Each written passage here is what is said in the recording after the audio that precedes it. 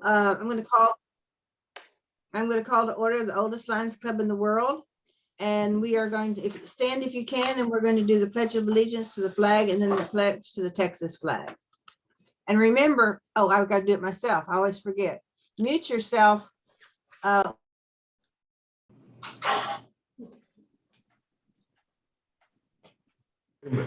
see if I can do this.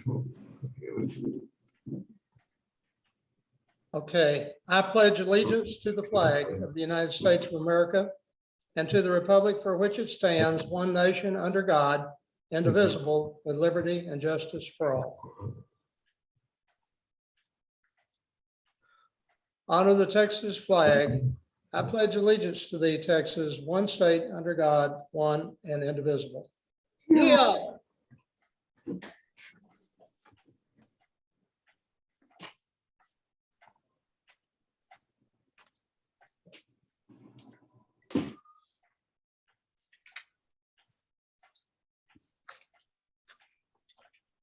Oh, good. Okay, I unmuted myself, which makes some of you happy and some of you unhappy.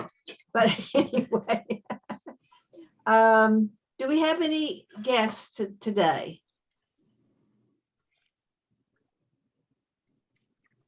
Mem, do you want to wait to introduce your guest when she speaks?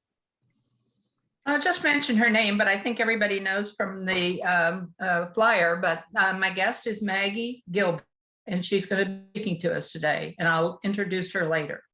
Great, okay. Do we have any other guests? Yes, Okay, Sandy? okay.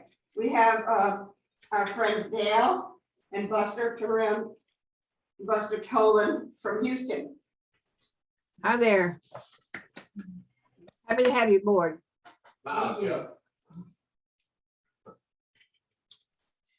They work, they go to the Lions camp sometimes for metal detecting. In June. In June in the hill country. And they donate metal detectors for the kids to do their metal detecting out there. Oh, how fun. I could use one of those at my beach condo. May I borrow one?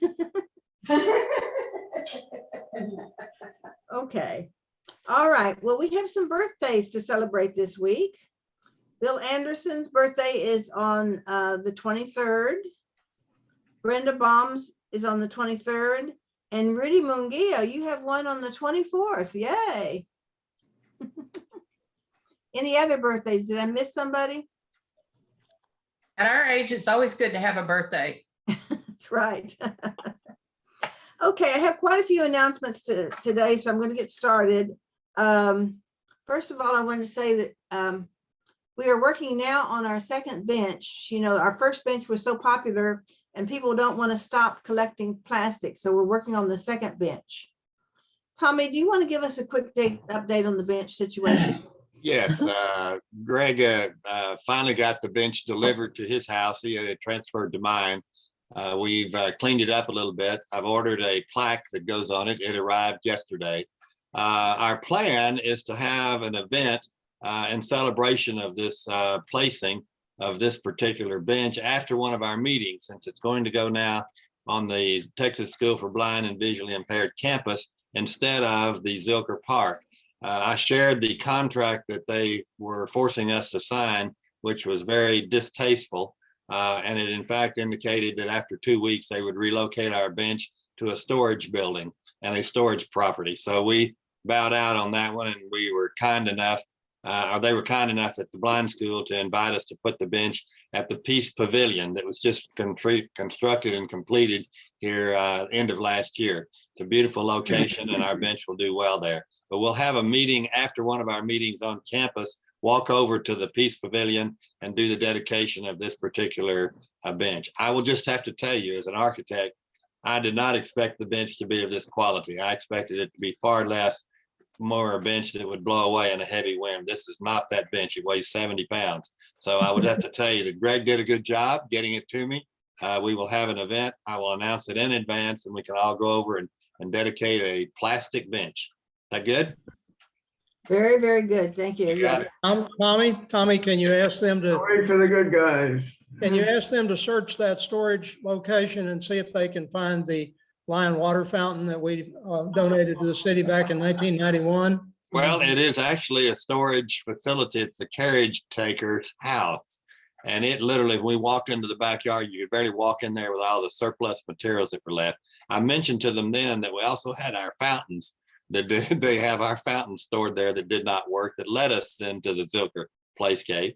The referral that we have here is in regards to a drinking fountain exactly like the one we have there now, but it was apparently repainted with lead paint and was considered to be inappropriate for the children to be licking lead paint.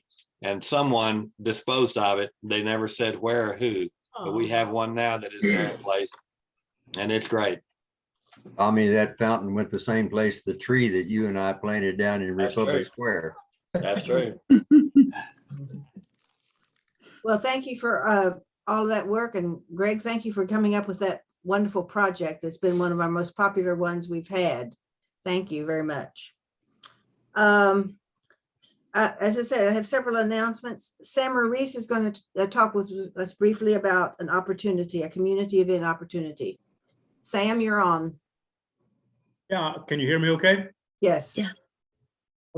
Okay, we have an event coming up on May 21st.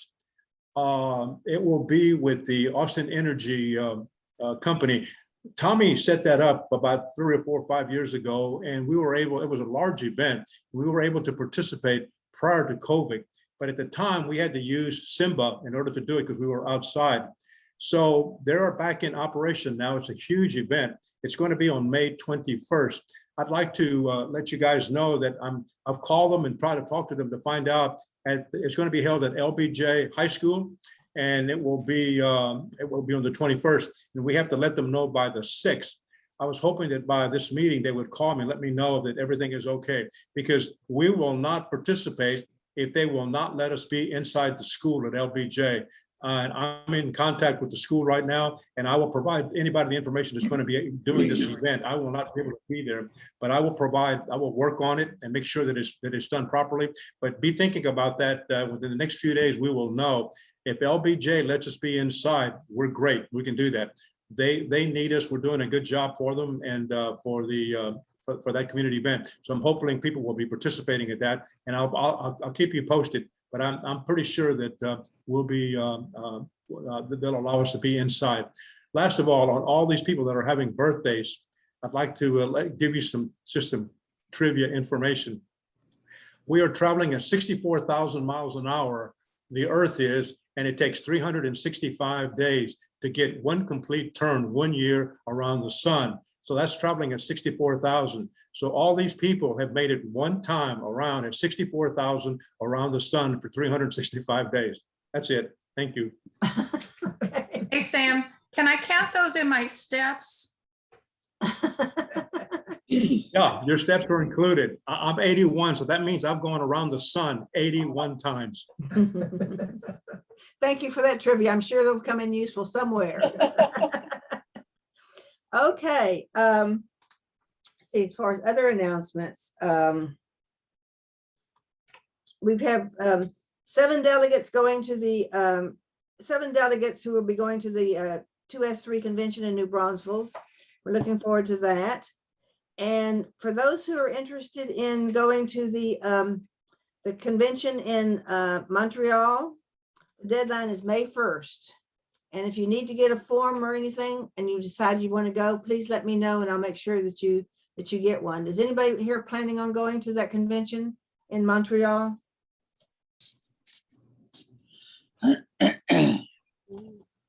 Okay, doesn't sound like it right now.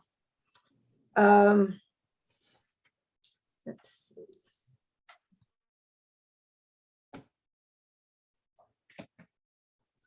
I think that's all of the announcements that I had for right now. Oh, no, I have another one. We have scheduled the clay shoot for September the 9th. That's way down on important dates for your calendar, but I just want to make sure that everybody puts that down on their calendar. September the 9th, and that's the weekend after Labor Day.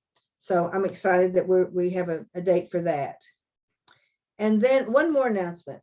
August the 15th, the Austin Capital City Lions Club has invited us to participate in to come to their 55th annual banquet.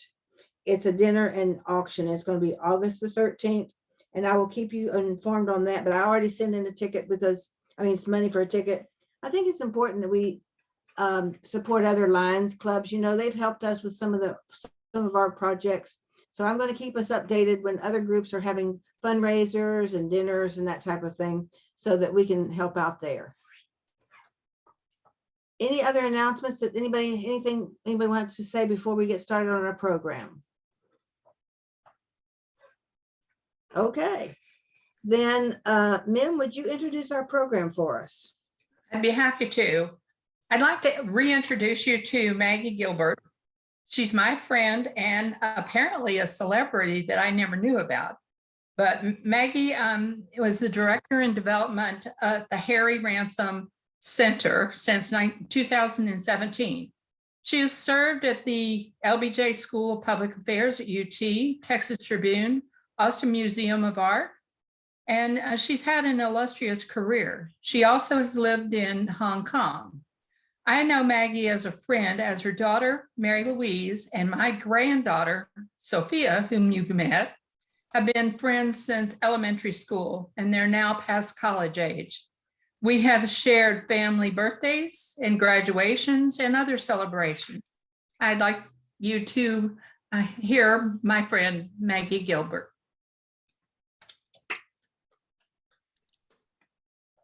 Thank you, Mim, so much. The Ruby family is so special to the Gilburg family that I think you are the first people, Sarah and Rusty.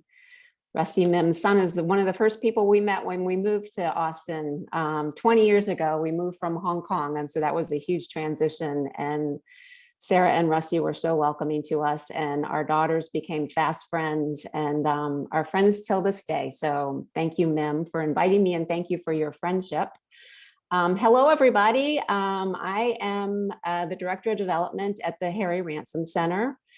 And I wonder, has anyone visited the Ransom Center? Oh, wow, great. A good number of you. So half of you. So that's wonderful. I've been there for about 5 years, and it is a learning journey. I learned something, many things every day. And if anyone would work there for 100 years, you still wouldn't learn it all. So it's a very stimulating place to be. I wanted to show you a video that will give you a great introduction for those of you who haven't visited the Ransom Center, and many of those who have already visited. You'll get a reminder of what it's like. And so I'm going to share my screen and I have to share the sound. Here we go. And this is about 10 minutes, so just sit back and enjoy.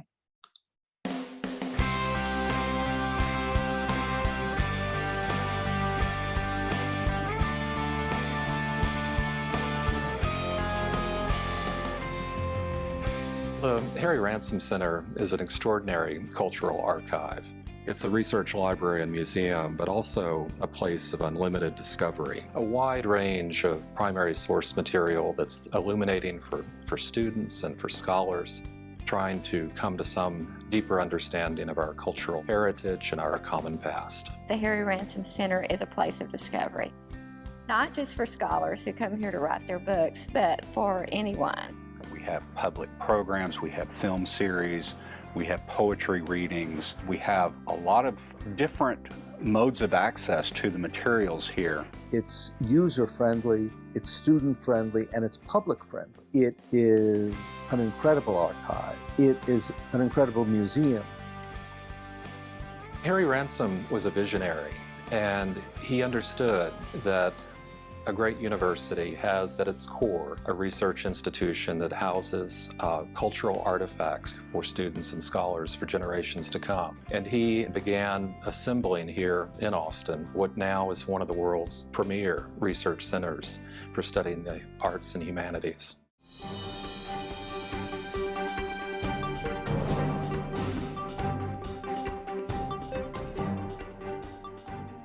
The Ransom Center collections span hundreds of years of human history and creative production. We do have great strengths in literature, the performing arts, film, photography, and art.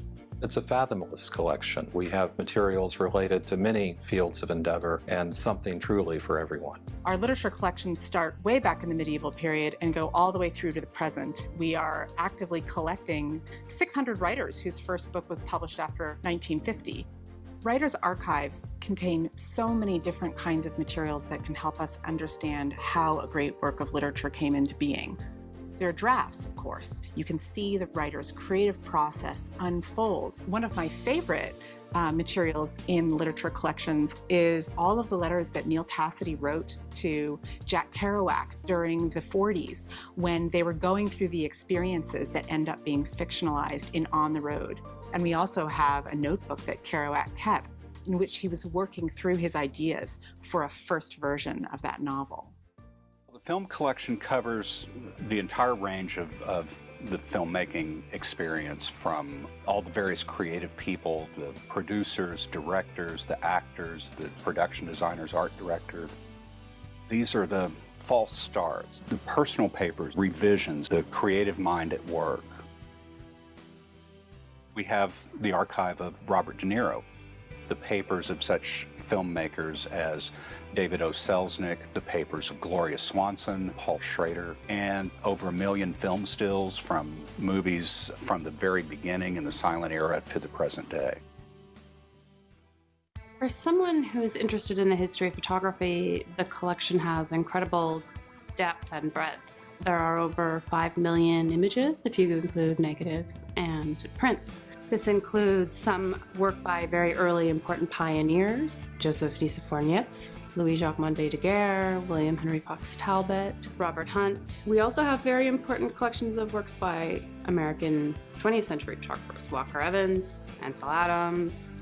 We have the entire archives of the portraitist Arnold Newman, the photojournalist David Douglas Duncan. We have the Magnum Photos collection, nearly 200,000 press prints that functioned as the print library of the New York office of the Magnum Photos Agency. One of our great strengths is the history of theater, going back to our wonderful early editions of the works of Shakespeare, to great 20th century playwrights from Samuel Beckett, John Osborne, Tom Stoppard, Tennessee Williams, David Mamet, Adrian Kennedy. The list really goes on and on. We have something to offer everyone who's interested in this common past that we cherish and that we work so hard to preserve.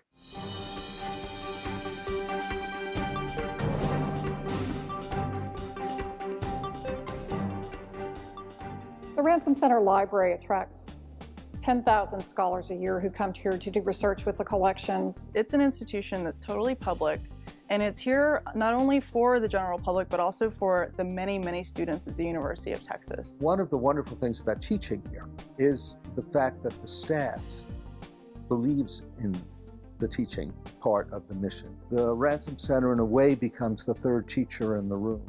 Every time I came, I encountered something new, and that experience has really, I think, added some depth to my major that I otherwise wouldn't have had. The Ransom Center for many years has had a very strong fellowship program. We award about 60 fellowships a year. Now that's a wonderful thing, especially for young scholars and for graduate students, because without that kind of support, in many instances, it's either very difficult or impossible for us to come and work on collections like this. So I believe we're extremely fortunate to have this kind of commitment on the part of the center to fostering the careers of young scholars.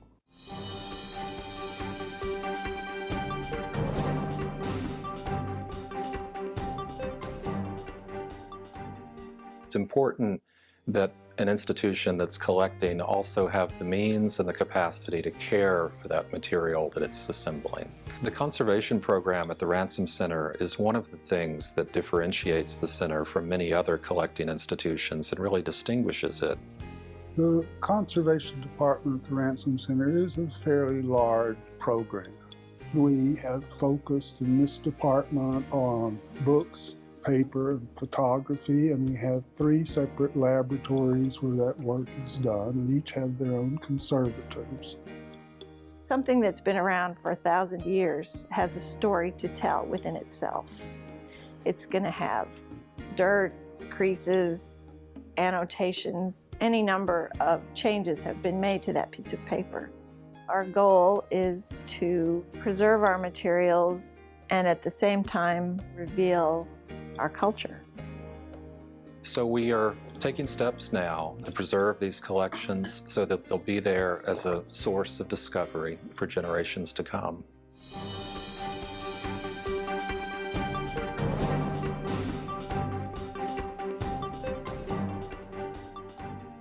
The Ransom Center is able to draw on all of its disciplinary holdings to pull together very broadly themed exhibitions. We put collection materials in their historical and cultural context. And so we're really always trying to, in a sense, offer an interpretation of the collections to the community at large. One outstanding exhibit that's always on display at the Harry Ransom Center is the Gutenberg Bible. It's one of 5 complete copies in the United States. Another permanent exhibition in the lobby is a photograph known as View from the Window at Le Gras. It was made in 1826 or 1827 by Joseph Nicephore Niepce, who was a pioneer in the history of photography. And this photograph is the earliest known photograph made in camera from nature that's known to exist. With the opening of the Ransom Center galleries, we had an opportunity to really expand our educational offerings and opportunities. We have public tours, and anybody can show up to that. There's often a wide age range. You can interact with people that have an interest in what's in the exhibit. It just makes it really exciting. Every calendar year, a wonderful slate of programs that both stand alone and complement the Ransom Center's exhibition program. We repeatedly receive comments from individuals about how much they have learned at our exhibitions and how much they've been stimulated to go off and continue to learn from what they've seen in the Ransom Center's exhibitions. But what we really want it to do is to catalyze people to go out and learn more about the subjects we're able to explore at the Ransom Center. The Ransom Center is an extraordinarily busy place. Thousands of people visit, whether it's to visit the reading rooms or to visit for a class or to visit the programs that we offer throughout the year. I think what's unique about the Ransom Center as a library and museum is that we're so friendly. And we're so dedicated to sharing the collections that we have with the larger community. When we acquire an archive, we try to process it very quickly and make it available for scholars and the general public to come and see. To have, I think, in the middle of Texas, an archive of this kind of richness and wealth that anyone can simply walk into and request materials is a wonderful thing. There is something magical about an archive.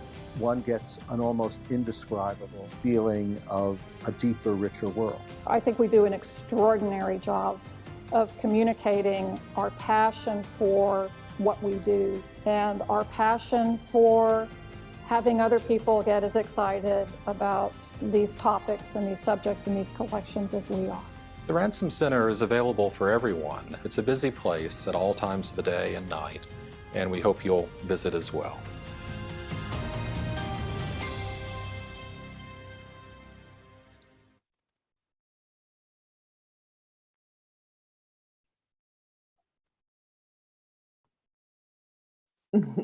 Well, that was very interesting. I have a lot of questions, and I'm sure there's a lot of other people that have questions. If I could start out, they said Is that still me?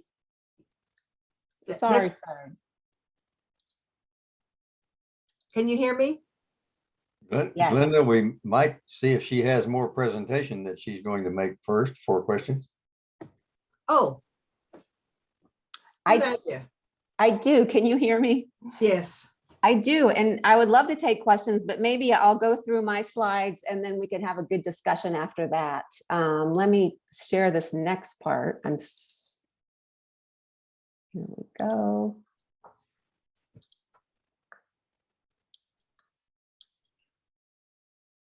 Okay, can you see that? Yes. Okay, great. So here's the Ransom Center. So thanks for watching that video. You can see it's really an honor for me to work there. It's such a treasure that's the property of the citizens of Texas, and it's really exciting to work with the staff to make it available to everyone, students, faculty, researchers throughout the world, and the general community here in Texas, and visitors to our fair city. I work in fundraising, so that's what I know. I don't know a lot about the collections. I'm just an amateur enthusiast. And so I thought, since we're all about stories at the Ransom Center, that I would tell you a little bit about the stories behind our fundraising at the Ransom Center. We have an advisory council, sort of like your group. It's a 45-member group of volunteers who are our best advocates and our cheerleaders, and I work with them. We have 2 meetings a year. We also have a base of membership who pay annual dues to participate in our programs, and they're also our best advocates and supporters, and they come frequently, and it's great to get to know them. And then I work with donors in the state of Texas, UT alum, and then also people from throughout the world who are interested in the Ransom Center. And actually right now, I'm working on a super exciting project, which is with Robert De Niro's team, because as you saw from Steve Wilson in the film, we have Robert De Niro's archive at the Ransom Center, and he has become a cheerleader for what the Ransom Center does to open its collections to students and the public. And so he is making a major gift and is leading a fundraising initiative to raise money for our to fund our curator of film and all of the activities associated with the film collection. And then later this year, we are going to have a gala, which I am also organizing, which is a major undertaking, and he will be our guest of honor. So that is super exciting. So the Ransom Center is part of the University of Texas, and I'm not sure if you know or not, but the University of Texas is in the 4th capital campaign of its history. That's not very many campaigns, but it's the most ambitious campaign in the history of the university and also currently in the state of Texas. UT is sort of new to fundraising because we have been so generously supported by the state all of these decades. But as you know, that support has been declining in recent years, and the way that we continue to maintain excellence is by raising money from private citizens and through philanthropy. And so that's what I work on. We are in this capital campaign, the What Starts Here campaign. It's been going for 10 years. It's hugely ambitious. I think they just raised our goal from $5 billion to $6 billion, and it's raising money for the traditional buckets of support that we need at universities, which is to support students, to support faculty, healthcare. The Dell Medical School is just getting off the ground this last decade, and also Texas and beyond, which is where the Ransom Center fits in, the and beyond part.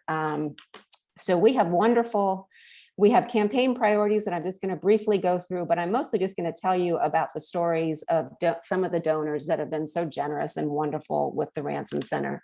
You heard in the video about our conservation program.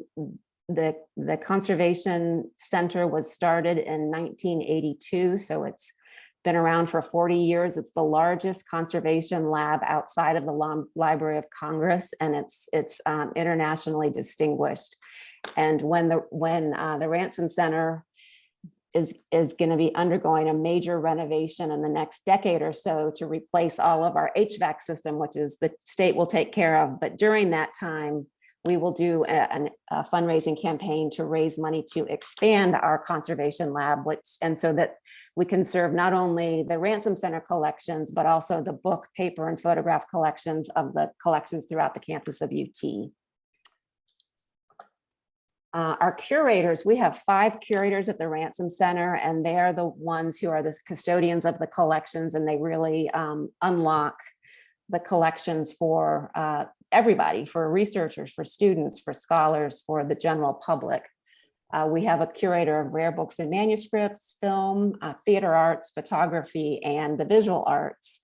And we have wonderful support for our curatorial program. An amazing gift that was made just recently. There was a UT faculty member that was affiliated with the Ransom Center for 50 years. He knew Harry Ransom, and in his will, he left his family ranch to the Ransom Center, this incredible 1,400 acre ranch, which when you leave property to UT, it goes to UT System, and then UT System sells it. And so that established an endowment that supports our director and provides direct support for our curatorial activity. So that's just a wonderful, wonderful gift. As you heard in the video, our collection is always growing, and we are looking to expand in our core areas of strength, our literary areas, photography, film, the performing arts, and the visual arts. And we have just such interesting donors are attracted to the Ransom Center because of their personal interests. I work with a donor who was a doctor in Vietnam, and for the past 50 years, he has amassed this enormous collection of war poetry. You can't even believe that there's thousands of books written by poets who write about war. And it's very pertinent to what we're going through right now. And so he has left his collection to the Ransom Center and also has established an endowment to care for his collection. Just a wonderful gift. And then we have another donor who I work with in London, and she is one of the first female venture capitalists in the world. She started it, was born in New Zealand and grew up in South Africa, and found herself in London at starting her career in finance. And at the same time that she was starting her career, which she went on to do wonderful things, she started collecting books. Even before she could pay her rent, she was captivated by rare books, particularly related to the modernists. And we have the finest collection of modern literature in the country. That's early 20th century literature by the modernist authors. And so she amassed this incredible collection that she is giving to the University of Texas, to the Ransom Center, and she will endow that collection and also create a number of positions. It will be the largest gift in the history of the Ransom Center. And so it's just amazing to be able to work with her. From Austin to London, it's super exciting. So we have this, 5 floors worth of material. And so providing access to that material is just absolutely critical. We have a backlog of uncatalogued material, and also preparing materials so that they can be used on the internet, by scholars and students throughout the world is a critical priority. But it's behind the scenes stuff. You don't often have donors who are interested in helping you catalog your books and manuscripts and digitizing individual pages so that you can get them out there on the internet. Well, we found one. We have a wonderful gift from an Austin couple a couple of months ago. She's a graduate from the iSchool, which is the former school for library science, and she did her career in tech. She was a investment analyst, and now is made an enormous gift to the Ransom Center to help with our backlog of uncatalogued and undigitized material. So that's a wonderful, wonderful gift. So we're all about students. We're on the University of Texas campus. That's where we get our energy from, these young adults who come into the collections. Many of the donors that I work with had transformative experiences as students at UT when they came across a letter from Emily Bronte or saw an incredible manuscript of William Faulkner, and they remember that. They're proud that their university has such treasures that they can access and learn from. And we have a lot of needs in this area, but it's our primary mission, and we're have good success fundraising to support teaching and internships. Incredibly, we have a recent gift from a former staff member of UT. She was an admissions representative in the Office of Admissions for 37 years, and she has established an endowment to fund student internships. And she actually just recently passed away, and we're having a memorial service for her this Saturday at the Ransom Center. It's just an incredible legacy. So that is what I've been raising money for, is curatorial excellence for the collections, for preservation and conservation, for student support, for our library division. We've had great success. We're 5 years into the campaign. We've raised about $42 million on our goal of 70 million. So we've got a few more years to get to that goal. And it's wonderful. It's fun to work. It's fun to be able to work with these donors. It's fun to be able to come into the Ransom Center every day and be inspired by the work that is done there. And truly, I was hoping that this talk would ignite your curiosity to visit the Ransom Center. We've just reopened to the public, and we've got a wonderful exhibition up, which is our first exhibition post-pandemic, which is called Women and the Making of Joyce's Ulysses. And so this is the centenary of the publication of Ulysses by James Joyce, which is one of the primary books in modernism, very groundbreaking. And our director jokes, we don't often have an exhibition about just one book. We had an exhibition about the Gutenberg Bible, and so perhaps this is the second one, but this is it's new scholarship from a scholar in England, Claire Hutton, who is exploring the role of women in the publication of Ulysses. There were 3 Americans and 1 British woman who were instrumental in getting Ulysses published in serial form, and then eventually in its huge 1,000-page volume. There were obscenity trials in the States. There were terrible financial difficulties. They bankrolled Joyce and got this this amazing, groundbreaking work out to the world. So this is James Joyce's Ulysses. Isn't the most accessible text, but this exhibition is accessible. It's interesting. It's about these 4 women, also about his relationship with his mother and his wife. It's really worth your time. We also have an incredible exhibition right now about the Blau world map. So this is an enormous map from the 17th century. It's 7 feet by 10 feet. And we raised money to do a conservation treatment to this map. So it's hung on had been hung on the wall, and then we brought it into the conservation lab for 2 years and worked on it. And now it is in a frame, it's in a permanent frame, and it is in our galleries for view. And it's really exciting to see. It's in an exhibition of other maps that are part of the Ransom Center, and also these incredible globes that we have that aren't on view very often. So if you can come to the Ransom Center to see the Blau map, it would be well worth your time. And then here's my big project, the gala we're having in September, where we will be having Robert De Niro and a number of other important Hollywood creators here at the Ransom Center and at UT, celebrating our film collection. So I'm really looking forward to that. So please join us at the Ransom Center. You can come to exhibitions, you can come to, everything's free, come to our programs. We have tours every day. Please visit when you can. And so I'd be happy to answer any questions.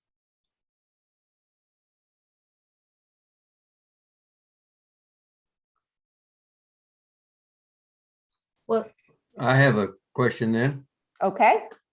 I see the sections, and of course, I haven't been there in several years, but you have photography and film and visual arts and books, etc.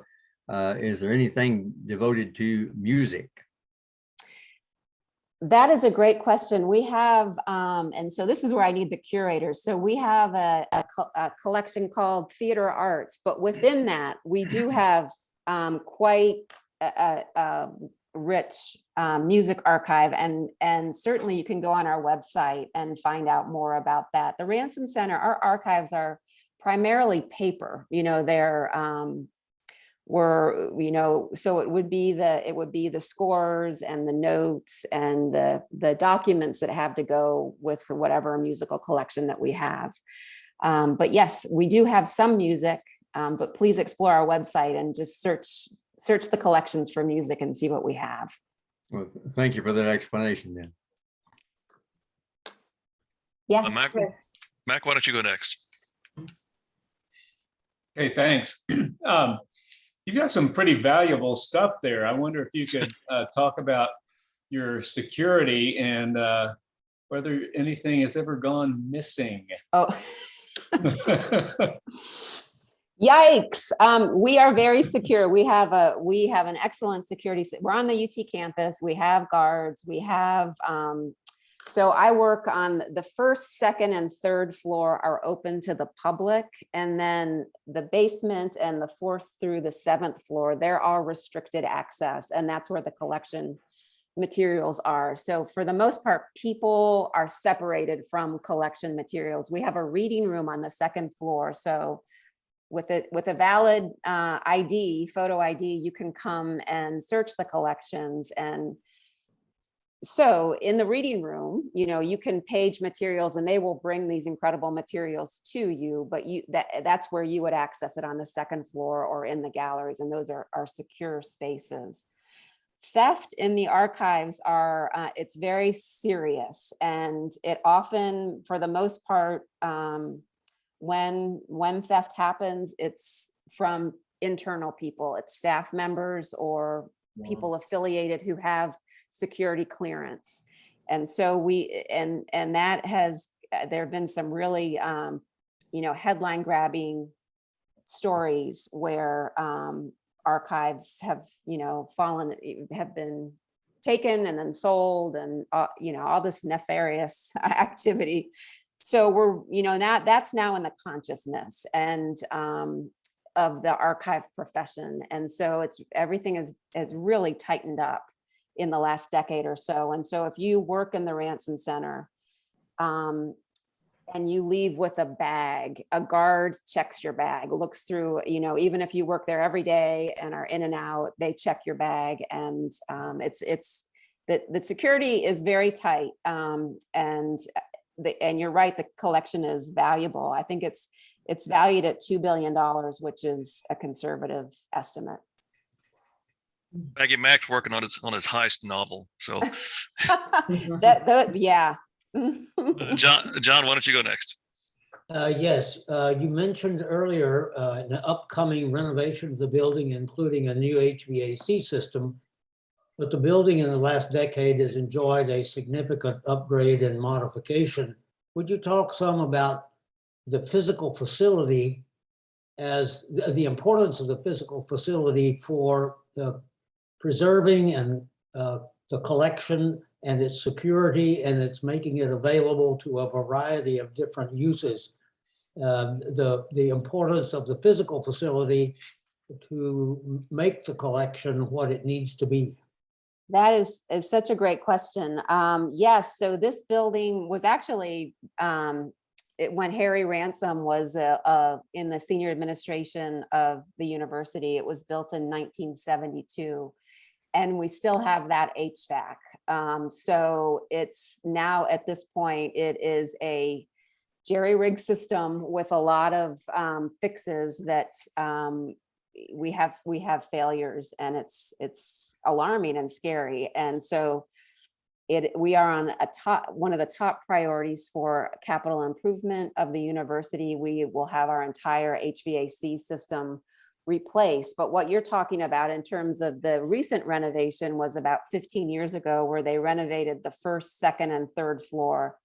And so that's the gallery spaces, just the gallery spaces and the reading room. So the first and second floor. And then this renovation that will be funded by the university will be the whole envelope for the HVAC system, which is just critically needed, and it's been delayed. As much of the maintenance for these buildings at UT, it's deferred maintenance. But now, how do you get to the top priority? There's millions, if not billions of dollars of deferred maintenance on this campus while our system keeps failing, and they're tired of paying these bills year after year, $1 million to repair that, $1 million to repair this. And so the estimate to replace the HVAC system and also put in compact storing for our collection so that it's stored up to the standards of today, and move the people. We have curators who work around their collections, but we need to move them away from the collection material and into spaces that are for humans, that are chilled for humans, not for paper and photographs and art that needs to be much cooler. And so this major renovation project that's going to happen is a $78 million project, and we're one of the top priorities. So it should start in the next couple of years. But you might ask, okay, so your building is chock full of all of the Ransom Center collection materials. How are you going to manage that? Well, we have to move it off site. We have to move the collection off site to do this work, to keep it safe. And so we have 4 people right now who are working on preparing the collection materials to move off site so that they will be accessible while we're getting renovated, and then we'll move it all back when the building is ready to go.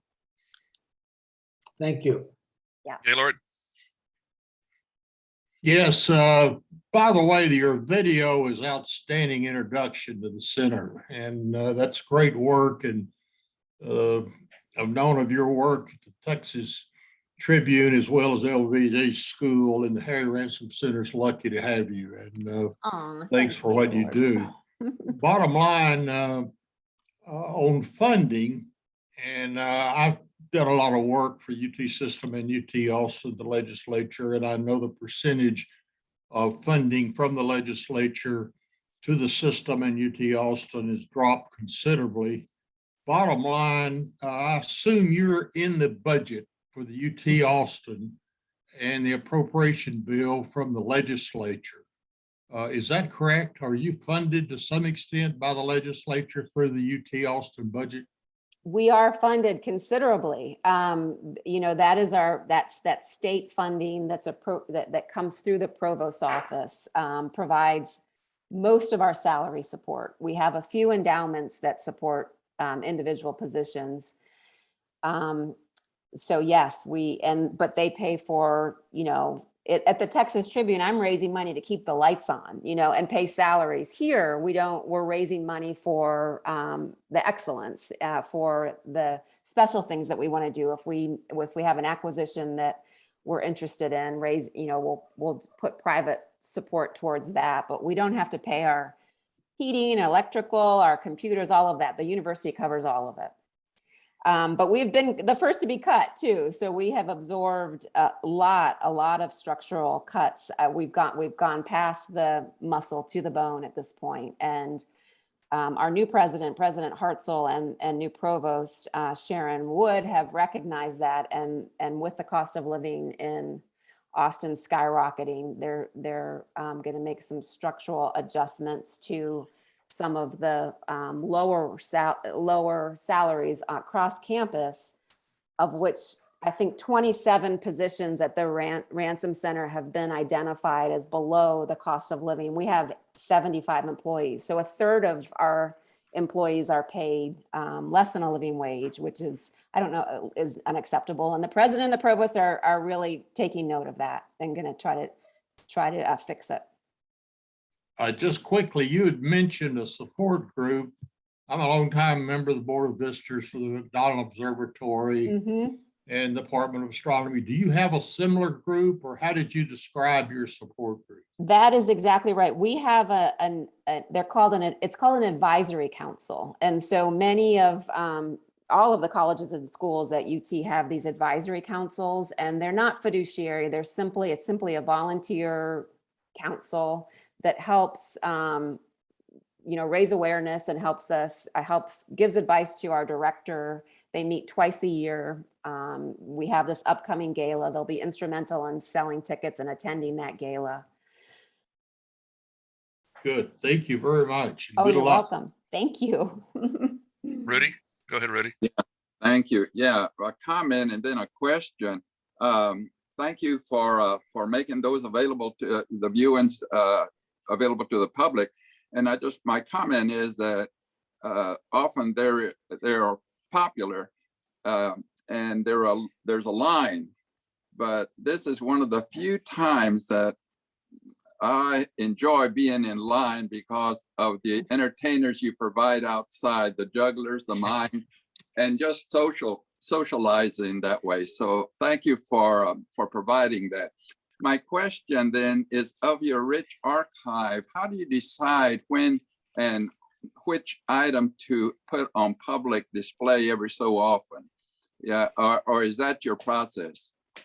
So our curators put together our exhibitions, and since we are a research institution, they have an academic, they're really trying to present a thesis or make an argument about the materials. And so it takes them a long time to put exhibitions together. They take about 3 years. And so we have a long horizon, a planning horizon for exhibitions, but it's really driven by the curators that are working in our various areas. And then, for example, the James Joyce exhibition that's on view right now is curated by a scholar in England who came to us with this idea because we have the finest Joyce collection in the world. And so it seems ironic to have it in Austin, Texas, but that's the fact. So she asked, could she put this exhibition together in the centenary of Joyce's publication of Ulysses, and we were delighted. So sometimes we have external curators who put together exhibitions, and sometimes we have major shows that are created by our curators, but we also have a part of the Ransom Center, so like 2/3 of the gallery space is for a special major exhibition. And then the other third is a space that we call Stories to Tell, which are smaller installations of collection material like that Blau map, the maps and the globes. That's a small exhibition. Right now we have something on Isaac Bashevis Singer. We have David Foster Wallace. I think we might still have Julia Child up. We have smaller exhibitions that are up for a purpose. There was a Bashevis Singer conference at UT, so we wanted to have the collections up for the materials out for that. And there's a David Foster Wallace conference coming in the summer, so we wanted to have the primary materials available for those scholars so that they wouldn't all be in the reading room fighting over the same material. So it's really based on our curatorial interest, but also trying to share with the public and think of what might be interesting for everybody to learn about. Maggie, there's a couple of questions in the chat about what are the hours that the center is open, and what about admission prices? So you'll have to go to our website because we have pandemic hours still. I think it's mostly 12 to 5. I believe we're closed on Monday still. We used to be open every day, but I think our reduced hours are 12 to 5. We are always free. There's no admission charge. So it's really great because you can come in. You can come in as often as you want. These exhibitions, the curator for the current exhibition told us that she wrote 22,000 words about this show, and you're looking at literary texts. And so there's 22,000 words in the labels, and then literary texts that are very dense. And so sometimes it's a lot to take in on one visit, and we're free and we're open frequently, so you can come back as much as you want. And there's also another question. Says, do you have any porcelain on exhibit? Because David's what I remember. David's sister was a porcelain artist. Oh, a porcelain. We don't have any. I don't know about that. We do have a decorative arts collection, but we don't have anything on view right now. But you can always page stuff in the reading room.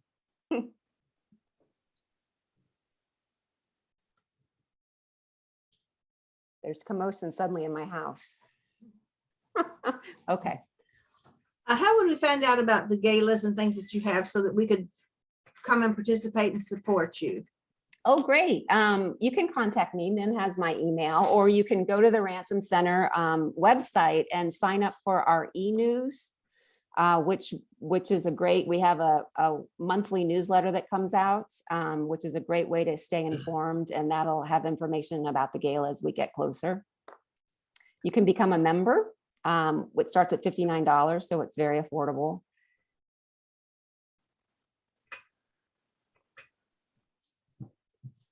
Well, this has been very, very interesting. It sounds to me like you couldn't do the whole thing at one time. You'd have to come and pick what you wanted to see and then come back another time, etc. It's, yeah, like compared to the Blanton, we are not a big space. So our gallery space is 7,000 square feet. So you can walk through pretty quickly and see what you want to see, which is wonderful, but it's dense. It's a lot of reading. So sometimes it's a little bit, it might be good to do it in a couple of bites. Steve, I think you have a question. Yeah, thank you for this. And thank you so much for a wonderful presentation, Maggie. Oh, you're welcome. On the capital funding or the fundraising element, what is a challenge that's unique to you guys, maybe even compared to some of the other museums and galleries and whatnot here in Austin? What do you encounter when you're out there sort of trying to either get large scale donors or even just trying to increase the everyday donation realm? I'd say we're a little bit hard, just to the everyday person, we're a little bit hard to get your head around, because people wonder what's in it for me, or how do I access this? And it seems overwhelming. And so we have a little bit of trouble with messaging and really explaining what we are and how vibrant it is and how you can be part of it. In a lot of ways, donors come to us. We have this international reputation, and they become interested and have deep passions in the areas that we have strengths in. So there's a lot of matchmaking that happens. In terms of being on the UT campus, we just like Gaylord mentioned, thank goodness we're on the UT campus, because our operations are covered and we've got great strength there. But we don't have an alumni base. And so many of the other, the College of Fine Arts, they have their tens of thousands of alumni who they can appeal to for support. So we really, people come to us and they sign up for our e-news or they become members, and that's how they get into the fold. But it's a chat, like raising money for a research library and museum. It's a little bit of it's not your everyday thing. It's not kids with cancer or anything like that. Well, it's also a taxonomy challenge, because where do you fit into the realm of Blanton Art Museum or Long Performing Center or what have you? And I'm trying to think of you've got seemingly several 100,000 new people coming in over the last several years that may not even know. My wife and my son and I have been there multiple times. And on an August day, your HVAC still holds up compared to, dying in the street in front of the bookstore on Red River, Yeah, I don't know if our photographs could talk. I don't know what they would say, but it's pretty good for people. Yeah, it is. Yeah, it works pretty well for people. Yeah. Yeah. I mean, between us boys and girls, I've gone in there just for the free HVAC for 10 minutes, just to, you know what I mean? So well, and that's the other thing is that we're free. The Blanton the Wildflower Center, they charge an admission, and so that's a nice entry. Become a member so that you can always come in for free, and then that's the beginning of your donor pipeline, and we're just free. So we don't have that same introduction, but our donors are wonderful. We don't have a lot of donors, but they're really committed, and so the challenge is finding more of them. Yeah, widening that base, as it were. Right. Is it based on either how the Ransom Center was set up that it's required to be free in terms of, or is it just from a relations point of view? We wouldn't want to open up that Pandora's box of starting to charge, as it were. So it's really a philosophical commitment that our director, our director really believes in, and the directors before him. It would always be free to research at the Ransom Center, but in terms of this new public program, which is we have through our galleries and our exhibitions, it's been in place about 15 years. The philosophy has always been, this is how we can share the collections with and their assets of the people of Texas. They need to be seen, they need to be learned from. So there's a strong commitment there. I don't know that the administration has a position, but we're well supported by the university, and if we don't want to put up any barriers to people coming. Sure. Yeah. Thank you. Time for just one more question. Sam, why don't you go ahead? You muted. Sam, we can't hear you. There you go. Okay, can you hear me now? Yeah.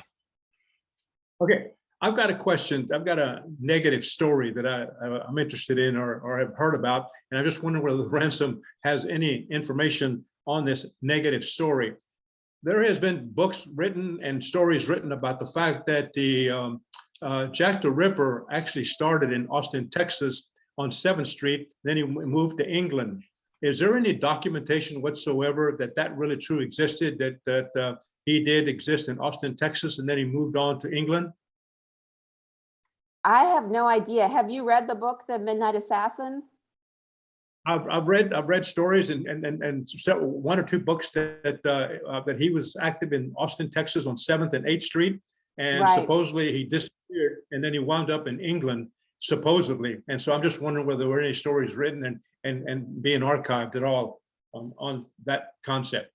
I don't know what the Ransom Center holds, but I did read this wonderful book, The Midnight Assassin, on this on that serial killer that was he was mostly killing hired help on those streets in the back, terrible in the middle of the night.